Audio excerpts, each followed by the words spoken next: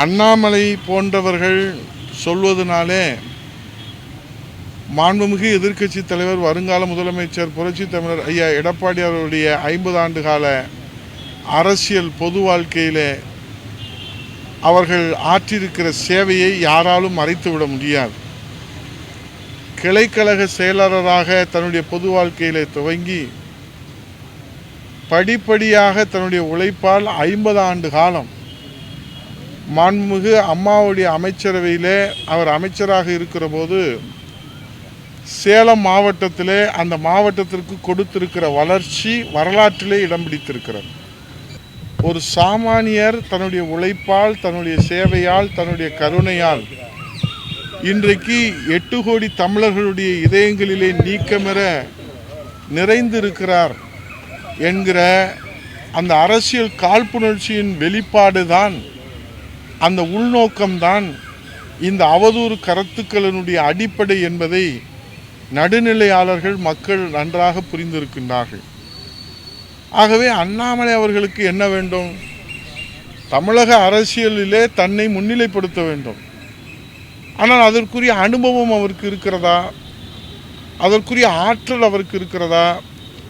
அதற்குரிய தியாகம் இருக்கிறதா? உழைப்பு இருக்கிறதா என்றால் இல்லை. அரவக்குறிச்சியிலே நிற்கிறார், தோற்கிறார்.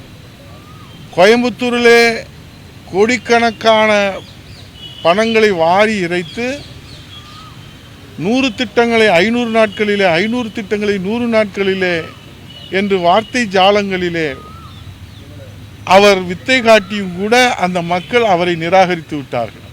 நினைத்தாலும் சொல்ல வேண்டிய கட்டாயத்திலே நான் இருக்கிறேன்.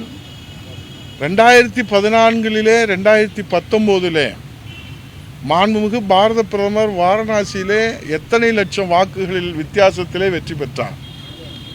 இப்போது எத்தனை லட்சம் வாக்குகள் வித்தியாசத்திலே வெற்றி பெற்றிருக்கிறார்?